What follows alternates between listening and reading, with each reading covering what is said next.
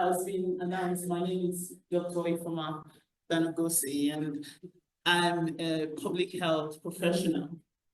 I was in research for a very long time before I decided to stay with teaching because I have a passion for teaching, and I also have a passion for research, but teaching is something that has been ingrained in me from when I was little. And today I have my greatest supporter, my greatest critic in the room, my husband, Dr. Daniel Dan-Ogosi, right at the back there. Please welcome him. Welcome him. Oh, if not for him, probably I won't be here because he made sure I went to the UK to make sure my potentials for greatness came to light, and so many things that I've learned and grown is because of him and my lovely children. And so today I want to talk about something that is very dear to my heart, and it's to do with teaching public health leadership, building capacity for public health leaders. In the last 2 years, I've been teaching in public health leadership, but I wanted to share with you two very important people that have shaped my life. And the first will be Paula Fleury. How many of you know this person? Is the critical pedagogy. He is the father of critical consciousness, and critical consciousness is about becoming and knowing who you are and excelling in your power. I'm going to talk about him some more, and I think what I'm most interested in is he says the education must begin, must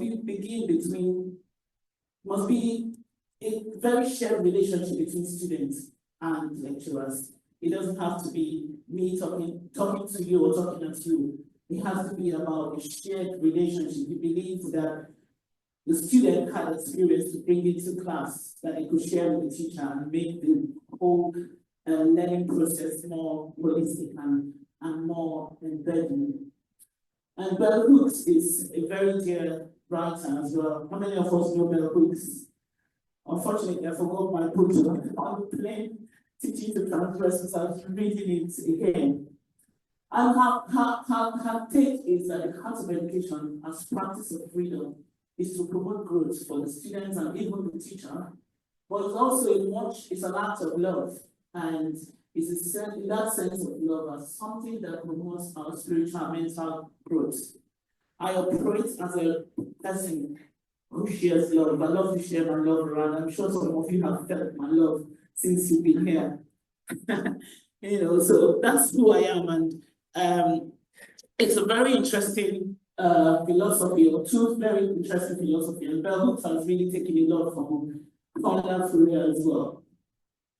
Today I'll be telling you a lot of things around, and I think the center of my talk is around multicultural leadership and collaborative learning. And I'm going to share with you my teaching experience with my students in public health at the University of West of England. Public health leadership is very important for addressing challenges globally. And in this session, I will analyze all the current trends that are happening in the world, but also I'm going to talk about how my leadership as a teacher in my classroom has transformed education. So the first thing I would like to talk about is how emerging and re-emerging disease pose a very significant challenge for us as a global community, but also for public health leaders, because it requires very, very good, strong competence for ongoing monitoring and response to the response strategies for dealing or tackling the problems. And we know what globalization is. We're all here in this room. There are many of us from different countries, and many people that have never even heard the countries, or even the towns where they come from. And that's what globalization does. It brings all of us together. So we're all in it together.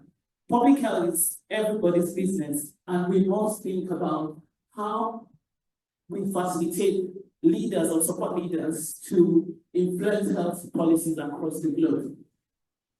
So health disparities always highlight inequalities in the access to health and outcomes that people feel.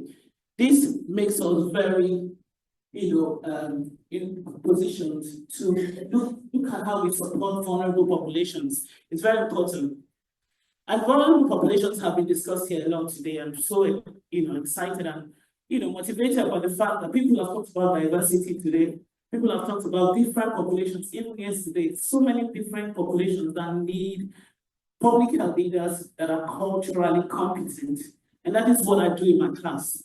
So we need robust leadership, which is very crucial for public health, to develop leaders who are skilled and have knowledge, to drive the change that we need. But more importantly, a question was asked by Moody. Moody in 2016 wrote a paper saying we don't have enough public health leaders. We don't have public health leaders that are trained. They are all thrown in the deep end. Many of us know what it means to be thrown in the deep end. Just go and start something new. No skills, no knowledge, no training. How can we drive change? And I love this quote from his paper that says, how much do we teach and learn about how to lead, manage, and care for our colleagues, our team members, and ourselves? Self-care. Caring for those who work with you. We just heard our friend who has a bunch of researchers who collect data from him. He's a leader. Does he care for them? Is he just a manager? Who is he really? So public health leaders and challenges, they are challenged by resources. We don't have enough money. Even the money, if you have a lot of money, you will see that they will ask you to do more than what your money can provide. So it's important for us to think about the constraints, and the impact of the ability to become effective in that place. There's always political pressures. You want something, politics want something else. Their goals are different from yours as a researcher or as a teacher. So how do we match that? We need to begin to collaborate interdisciplinarily. We need that because effective public health can only survive through collaboration, through systems thinking, and working with various disciplines to communicate and do teamwork effectively. So with this in mind, I always think about my students. What will they learn? How will they become the leaders that we want to see? So I joined UWE in 2023 as a senior lecturer after my PhD. And I took over 2 public health leadership modules. And one is the BSc apprenticeships, that is mainly online, and management, and the BSc public health for leadership, for leaders in the MSc.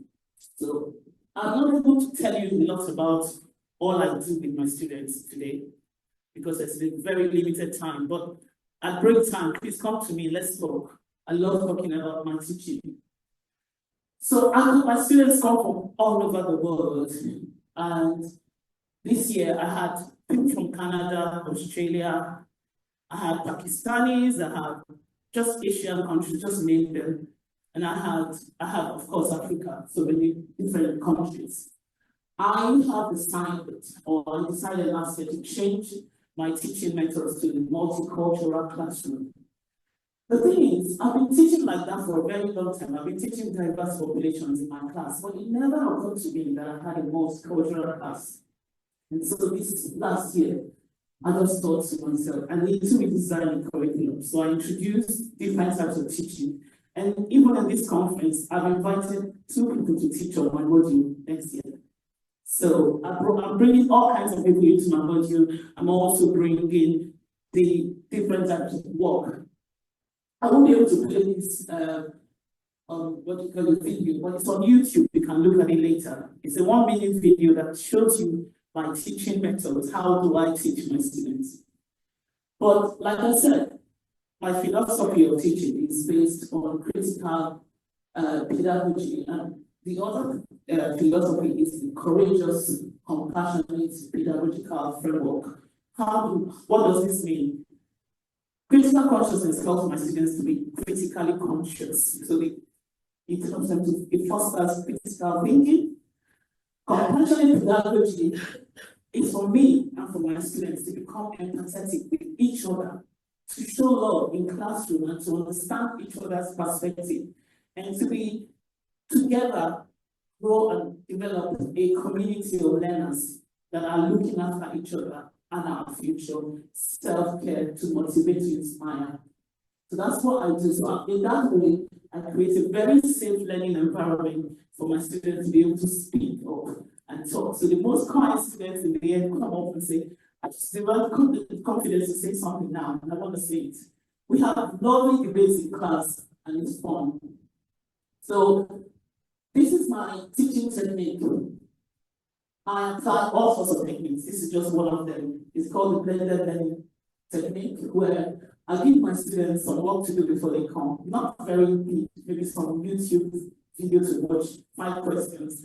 And they come to class to problem solve. They tell me what they've learned. I tell them what I'm reading with them. I don't tell them to read so many papers as we do. People have very short attention span. I use a lot of methods. I'm not going to be able to describe all the methods because I don't want you to steal my methods. Okay. What you can talk to me about them later. All right, so I see my teaching as a transformative, multicultural classroom. And I want to teach my students public health competencies that will change the life of people, that will actually make a difference. So I don't talk at them, because if you talk to people and you talk at them, what you see is that they block you after like 10 minutes. They don't want to hear anymore. But if you have a very participatory classroom where people are talking about themselves, people like to talk. So I like to talk. People like to talk a lot about themselves and about their experiences. What is public health? It's everybody's business. So the first thing when people come into my class, I ask them, do you know anything about public health or public health leadership? They say no. I said, do you wash your hands? They say yes. Do you make your daughter to wash their hands? They say yes. I said, you're a public health leader. So we're going to learn how to really become public health leaders in this course. So I first teach them self-leadership, emotional intelligence. I teach them culture and respect. I teach them how they can improve their public health leadership. And we do a lot of debates in class to enable them to begin to think critically and ask them questions. If you ask me a question in class, just be sure that you're going to be the one to answer the question, because I'm going to ask you, what do you know about it? Because you must know something for you to be asking me this question. And they will just go into it. Some initially they used to be very intimidated by me because I'm bold, I'm big, I'm trouble. And they think, oh my God, this woman wants to piss me off. I'm dying. By the end of the time, you see them. They walk up to me, they land on my shoulder, we talk with friends, effectively. And there's effective community engagement between me and them. And then they begin to think, community health determinants, what do we do about this? Because one of the assessments is for them to look at, as a group, have a group of 6 people and randomly assign them, so that they have all sorts of people in their group, not just white people or black people. We have all mixed in a group. They think about the public health problem, and all they need to do is tell us about the leaders in those public health countries. How did these leaders make decisions? And how did this decision impact on the problem? Is it positive? Is it good?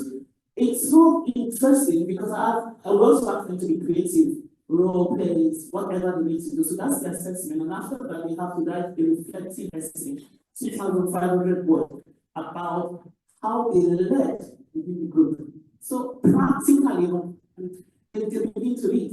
Unfortunately, we can't send them off to do a 1 day in the life of a leader or working, in leadership, because there's a lot of confusion. So what I normally do is do it in class, but the future is for them to have placements.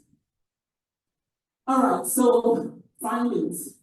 The first thing I noticed is that they build a community. They have a sense of belonging. I'm like, they're all working in groups now. I said, who is this? My friend. I said, did you know them before you came? He said, no.